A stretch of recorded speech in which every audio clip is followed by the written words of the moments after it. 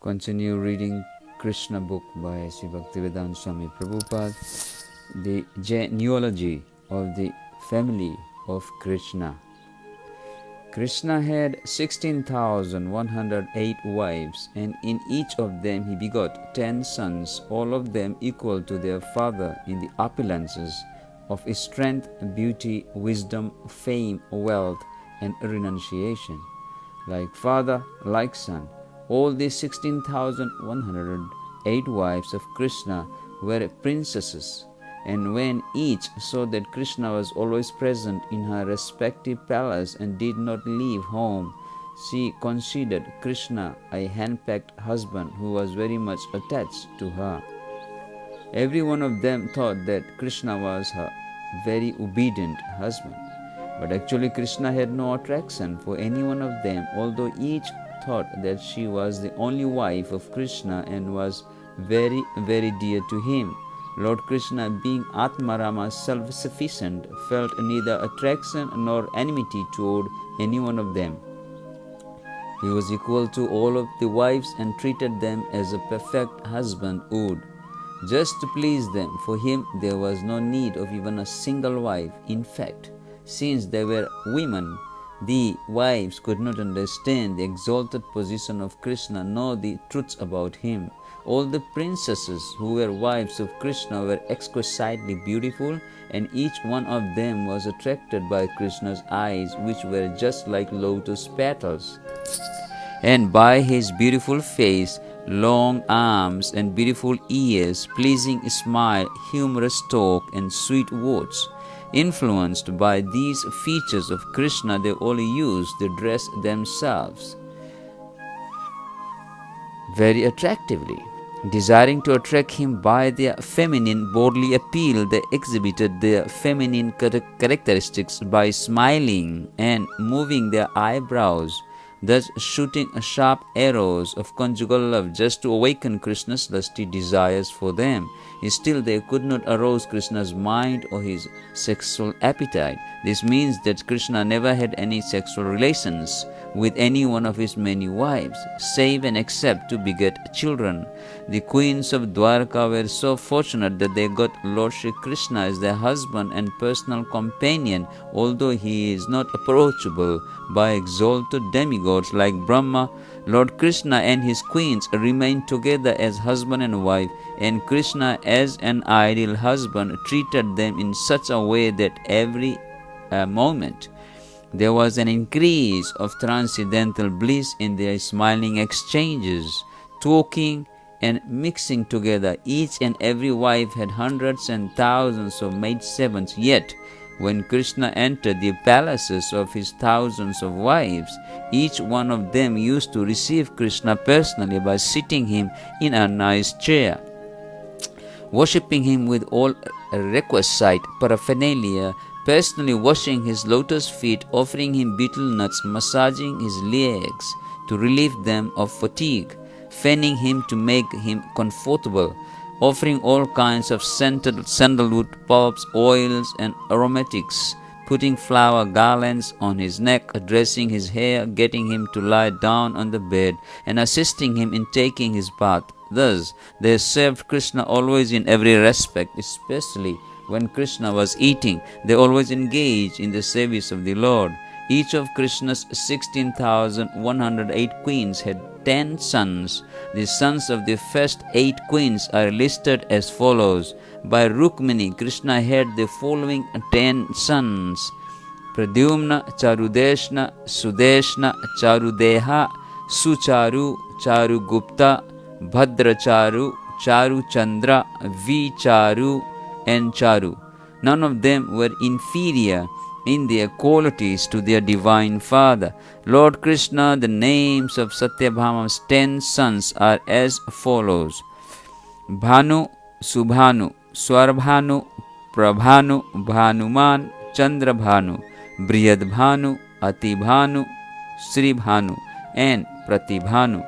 The 10 sons of the next queen, Jambavanti, were headed by Samba. Their names are as follows: Samba, Sumitra, Purujit, Satajit, Sahasrajit, Vijaya, Chitraketu, Vasuman, Duvida, Dravida, and Kratu. Lord Krishna was especially very affectionate to the sons of Jambavati. The 10 sons Lord Krishna had by his wife Asatya, the daughter of King Nagnajit, were as follows: Veera, Chandra, Aswasena, Chitragu, Vegavan, Vrisha, Ama, Sankhu, Vasu, and Kunti. Amongst all of them, Kunti was very powerful. Krishna's 10 sons by Kalindi now were as follows: Shruta, Kavi, Vrisha, Vira, Subahu, Bhadra, Santi, Darsa, Purnamasa, and Somaka. The youngest son, the 10 sons Lord Krishna begot in his next wife Lakshmana, the daughter of the king of Madras province, were named Prabhghos, Gatravan, Simha, Bala, Prabala, Daga, Mahasakti, Saha, Oja, and Aparajita. The 10 sons of his next wife Mitra Vinda were as follows: Vrikha, Harsa, Anil, Giridhara, Vardhana, Unnada, Mahamsa, Pavana, Bahani, and Shuddhi. The 10 sons of his next wife Bhadra were named Sagramajit, Brihatsena, Sura, Praharana, Arijit, Jaya, Subhadra, Vama, Ayur, and Satyaka. Besides these 8 chief queens, Krishna had 16,100 other wives, and all of them also had 10 sons each. The eldest son of Rukmini, Pradyumna, was married with Mayavati from his very birth, and afterwards he married Rukmavati, the daughter of his maternal uncle Rukmi. From Rukmavati, Pradyumna had a son named Aniruddha. In this way, Krishna's family, Krishna and his wives, along with their sons and grandsons and even great-grandsons, all combined together to include very nearly 1 billion family members. Rukmi, the elder brother of Krishna's first wife Rukmini, was greatly harassed and insulted in his fight with Krishna, but on the request of Rukmini, his life was spared. Since then, Rukmi held a great grudge against Krishna and was always inimical toward him. Nevertheless, his daughter married Krishna's son, and his granddaughter married Krishna's grandson Aniruddha. This fact appeared a little astonishing to Maharaj Parikshit when he heard it from Sukadeva Goswami, and the king addressed him as follows: I am surprised that Rukmi and Krishna, who were so greatly inimical to one another, could again be united by marital relationships between their descendants. Parikshit Maharaj was curious about the mystery of this incident, and therefore he inquired from Sukadeva Goswami. Because Sukadeva Goswami was a perfect yogi, nothing was hidden from his power of insight. A perfect yogi like Sukadeva Goswami can see past, present, and future in all details. Therefore, from such yogis or mystics, nothing can be concealed. When Parikshit Maharaj inquired from Sukadeva Goswami answers as follows: Pradyumna, the eldest son of Krishna, born of Rukmini, was Cupid himself. He was so beautiful and attractive that the daughter of Rukmi, namely Rukmavati, could not select any husband other than Pradyumna during her Swayamvara. Therefore, in that selection meeting, she garlanded Pradyumna in the presence of all other princes.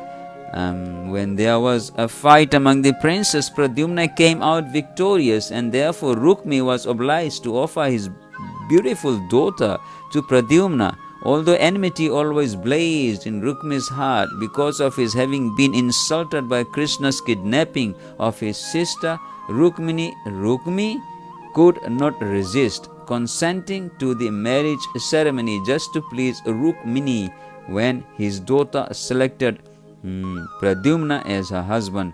And so Pradyumna became the son-in-law as well as the nephew of Rukmi. Besides the 10 sons described above, Rukmini had one beautiful daughter with big eyes, and she was married to Kirta Varma's son, whose name was Bali. Although Rukmi was a veritable enemy of Krishna, he had great affection for his sister Rukmini and wanted to please her in all respects. On this account, when Rukmini's grandson Aniruddha was to be married, Rukmi offered his granddaughter Rochana to Aniruddha. Such a marriage between immediate cousins is not very much sanctioned by the Vedic culture. But in order to please Rukmini, Rukmi offered his daughter and granddaughter to the son and grandson of Krishna respectively. In this way, when the negotiation of the marriage of Aniruddha with Rochana was complete, a big marriage party accompanied Aniruddha and started from Dwarka. They traveled until they reached Bhojakata, which Rukmi had colonized after his sister had been kidnapped by Krishna. This marriage party was led by the grandfather, namely Lord Krishna, accompanied by Lord Balaram, and it included Krishna's first wife, Rukmini, his son Pradyumna, Jambavati's son Samba, and many other relatives and family members. They reached the town of Bhojakata, and the marriage ceremony was peacefully performed. The king of Kalinga was a friend of Rukmi's and gave him the ill advice to play chess with Balaram and thus defeat him in a bet. Among Kshatriya kings, gambling on chess was not uncommon. If someone challenged a Kshatriya to play on the chessboard, the Kshatriya could not refuse the challenge. Sri Balaram Ji was not a very expert chess player, and this was known to the king of Kalinga. So Rukmi was advised to retaliate against the family members of Krishna by challenging Balaram to play chess. Although not an expert chess player, Sri Balaram Ji was very enthusiastic in his sporting activities. He accepted Rukmi's challenge and sat down to play. Betting was with gold coins, and Balaram first of all challenged with 100 coins, then 1,000 coins, then 10,000 coins. Each time Balaram lost and Rukmi was victorious. See, Balaram's losing the game was an opportunity for the king of Kalinga to criticize Krishna, and Balaram, thus the king of Kalinga, was taking jokingly while purposefully showing his teeth to Balaram. Because Balaram was the loser in the game, he was a little intolerant of the sarcastic joking words and became somewhat agitated. Rukmi again challenged Balaram and made a bet of 100,000 gold coins. But fortunately, this time Balaram won. Nonetheless, out of cunningness, Rukmi claimed that Balaram was the loser and that he himself had won. Because of this lie, Balaram Ji became most angry with Rukmi. His agitation was so sudden and great that it appeared like a tidal wave in the ocean on a full moon day. Balaram's eyes are naturally reddish, and when he becomes agitated and angry, his eyes become more reddish. This time he challenged and made a bet of 100 million coins. Again, Balaram was the winner according to the rules of chess, but Rukmi again cunningly claimed that he had won. Rukmi appealed to the princes present, and he especially mentioned the name of the king of Kalinga. During the dispute, there was a voice from the sky, and it announced that for all honest purposes, Balaram was the actual winner of this game, that he was being abused, and that the statement of Rukmi that he had won was absolutely false. In spite of this divine voice, Rukmi insisted that Balaram had lost, and by his persistence it appeared that he had death upon his head. Falsely puffed up by the ill advice of his friends, he did not give much importance to the oracle, and he began to criticize Balaram Ji. He said, "My dear Balaram Ji, you two brothers, cowhead boys only. may be very expert in tending cows, but how can you be expert in playing chess or shooting arrows on the battlefield? These arts are well known only to the princely warder. Hearing this kind of pinching talk by Rukmi and hearing the loud laughter of all the other princes present there, Lord Balaram became agitated as burning cinders. He immediately took his club in his hand and without further talk, he struck Rukmi on the head. From that one blow, Rukmi fell down immediately and was dead and gone. Thus Rukmi was killed by Balaram on that auspicious occasion of Aniruddha's marriage. These things are not very uncommon in Kshatriya society.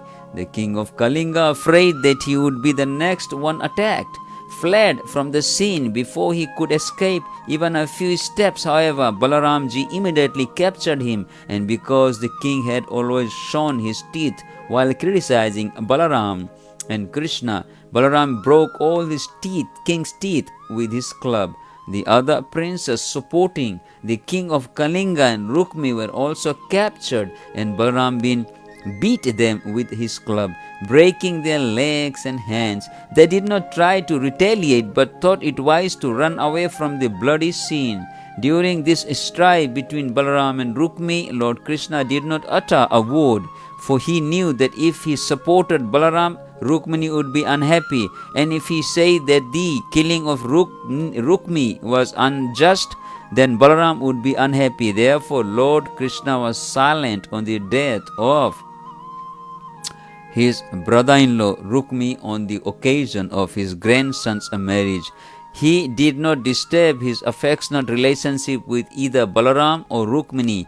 After this, the bride and the bridegroom were ceremoniously seated on the chariot, and they started for Dwarka accompanied by the bridegroom's party. The bridegroom's party was always protected by Lord Krishna, the killer of the Madhu demon. Thus they left Rukmi's kingdom, Bhojakatha, and happily started for Dwarka. Thus ends the Bhakti Vedanta purport of the 61st chapter of Krishna, the genealogy of the family of Krishna. Hare Krishna.